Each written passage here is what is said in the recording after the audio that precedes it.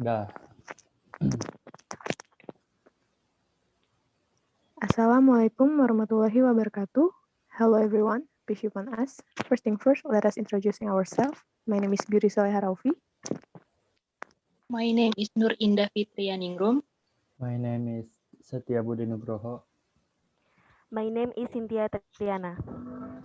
We are students of Muhammadiyah University, Professor Dr. Hamka from Cross Cultural Understanding Class 7B. Here, we're going to present about intercultural communication as a group 4, and I will be the first presenter. Now let's see the table of contents. There are 5 points that we're going to explain. The first is definition of intercultural communication. The second is barriers to intercultural communication. The third is cultural learning. The fourth is dealing with difference. And the fifth is improving intercultural communication. Now let's jump to the first point. It is about the definition of intercultural communication.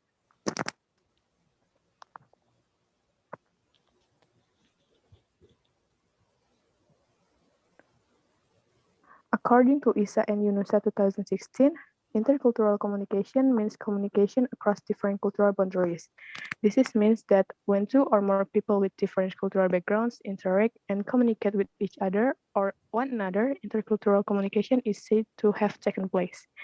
Intercultural communication can thus be defined as the sharing of information on different levels of awareness and control between people with different cultural backgrounds, where different cultural backgrounds include both national cultural difference and differences which are connected with participation in the different activities that exist within a national unit.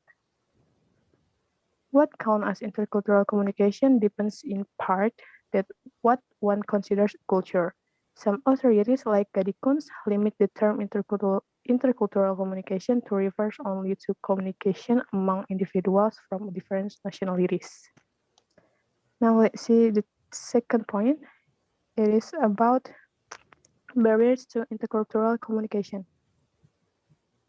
There are 6 barriers to intercultural communication. The first is attitude, second is perception, the third is stereotype, the fourth is interpretation, the fifth is culture shock, and the last is nonverbal behavior. Now let's see the first, it's about attitude. There are 2 sample cases, and it comments. The first case is, if they want to do business with me, then they will have to adapt to my culture. And the comments about this sample case is, it is an ecocentric approach and is unlikely to success in business or other relationship. And the second sample case is, people do share certain beliefs and values, especially business people. However, it is misleading to believe that they are always stronger than other types of cultures. And the comments about the case is, globalization means that there is no one business culture everywhere and in the world. Next is about perception. The fact that people perceive the same thing in different ways is particularly important in intercultural communication. The way we perceive is culturally determined, and the general lack of awareness of this is another barrier to intercultural communication. The example of perception is racism.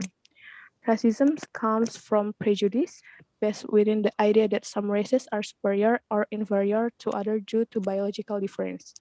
Although some would agree that race is entirely a social construct.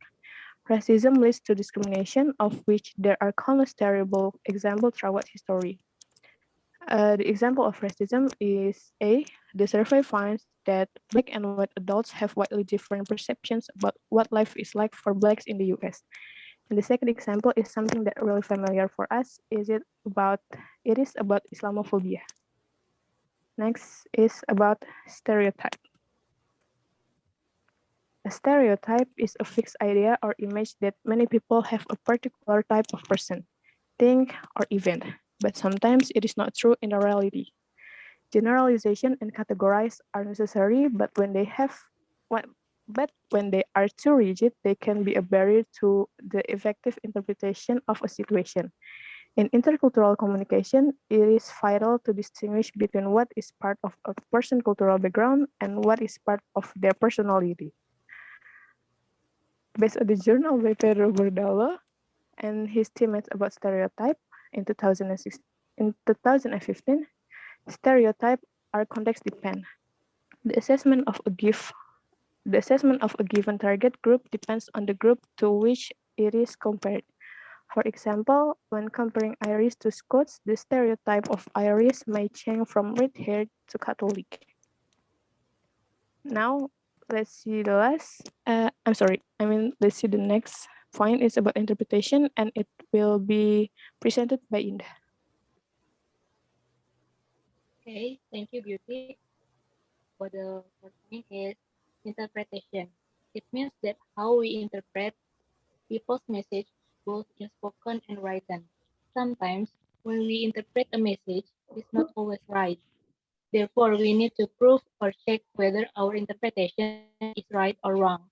Goodicons, in Gibson 2000, suggests that there are three ways of checking our interpretation of other people's behavior.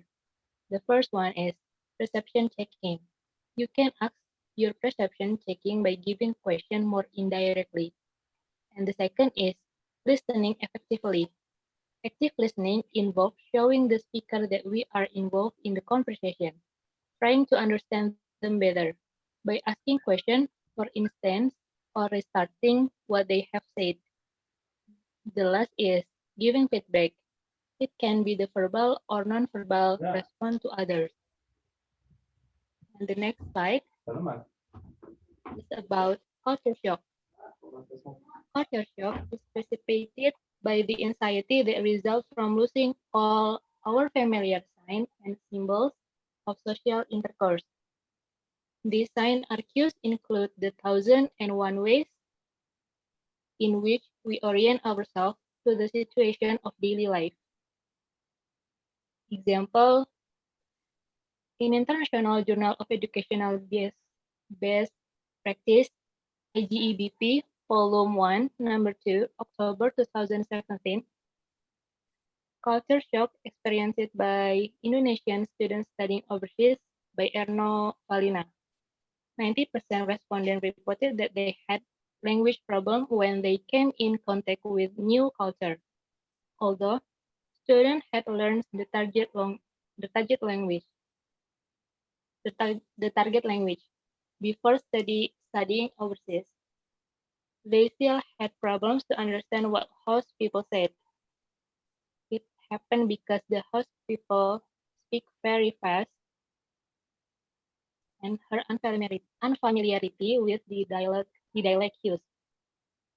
Okay, the next slide is about non-verbal behavior. Non-verbal patterns include gesture, facial expression, eye contact, body movement, touching, and the use of space and time. Gestures are an obvious source of misunderstanding because they may have different meanings. However, other forms of nonverbal communication may cause particular difficulty, partly because we don't think about them much. Therefore, we may not be able to figure out what is causing the misunderstanding or why we feel uncomfortable. For example, patterns of touching vary great deal in different cultures. Based on Journal of Procedia, Social and Behavioral Science, Volume 70, 2013. What intercultural communication barriers do exchange students of Erasmus program have during their stay in Turkey, Mulga, by Yener Kels? The first example is silence. For some cultures, it can indicate respect, especially for Chinese people, while it can be interpreted as shyness or lack of interest, especially for Australians. And the second is touch. It has different meanings in different cultures. In Thailand, it is rude. To force strangers to touch of the same sex can indicate a romantic relationship. And then for the next point, cultural learning will be presented by Setia Budi Nugroho. Okay, thank you, Indah. The next slide is about cultural learning. The process of cultural learning can be helped along by experience, reflection, and training. Intercultural training not only provides information but also develops skills and encourages attitudes to enable people to progress along the cultural learning curve. And the next slide is about dealing with difference. Dealing with difference based on a research Marx in Gibson 2000 enlists in order of priority what personal managers in German companies looked for in international manager. The first is social competence. The second is openness to other ways of thinking. The third is cultural adaptation. The fourth is professional excellence. The fifth is language skills. The sixth is flexibility. Seventh is ability to manage or work in a team. And eighth is adaptability of the family. The ninth is patience. And the tenth is sensitivity. And the next slide is about improving intercultural communication.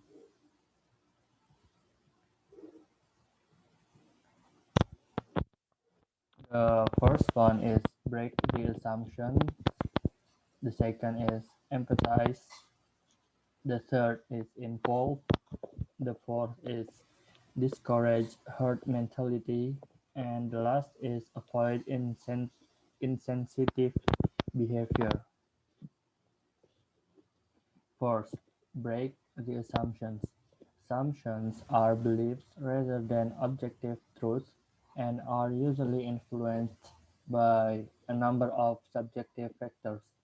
For intercultural communication to truly work, people need to assess their assumptions and ask themselves why they hold those ideas or beliefs. By doing so, and even openly examining them with others, the initial barriers to intercultural communication is overcome. And the second is empathize.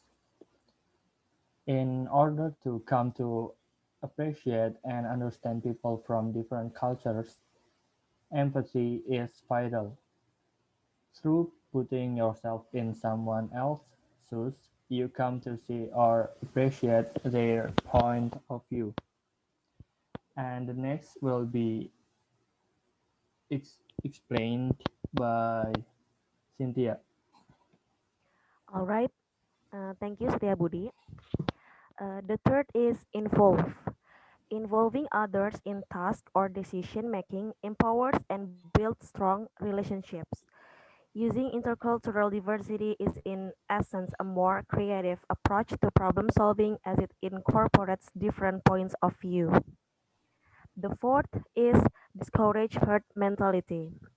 Herd mentality refers to a closed and one-dimensional approach.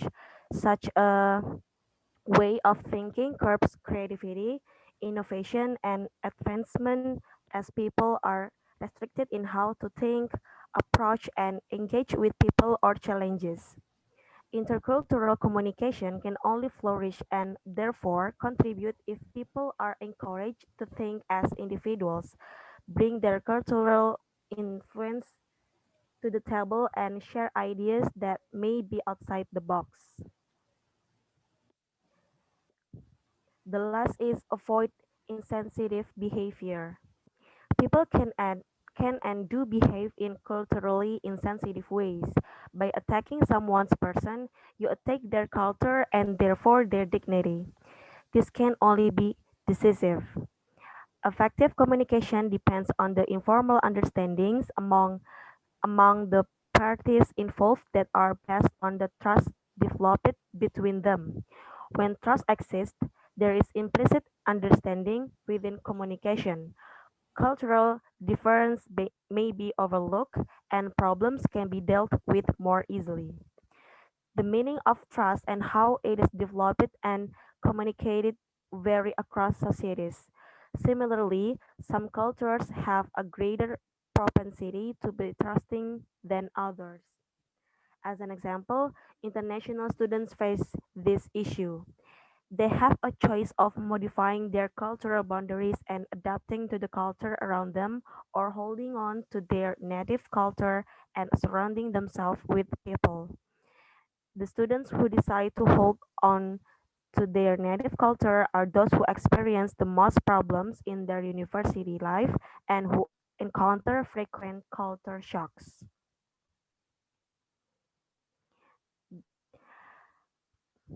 Okay, the last is conclusion.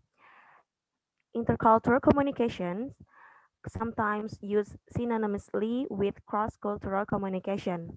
It is a form of communication that aims to share information across different cultures and social groups. It is used to describe the wide range of communication processes and problems that naturally appear within an organization made up of individuals from different religious, social, ethnic, and educational backgrounds.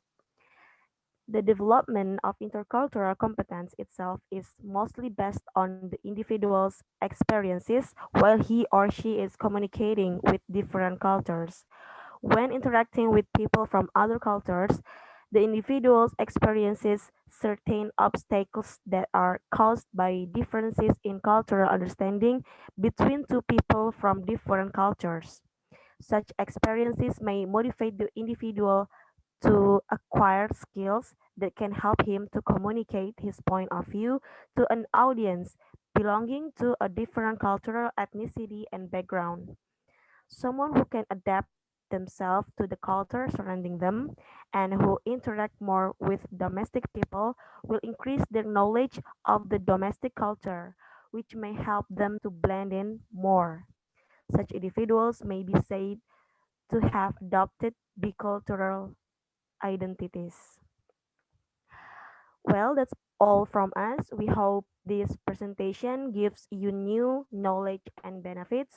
We wish the best for everyone during this pandemic and don't forget to wash your hand, wear a mask, and drink a lot of mineral water. Thank you. Wassalamualaikum warahmatullahi wabarakatuh.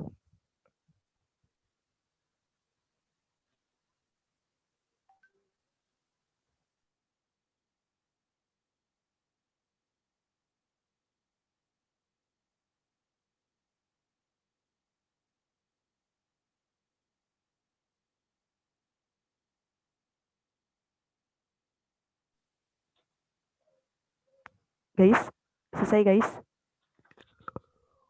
Stop Masih recordingnya record dong. dong. Makanya.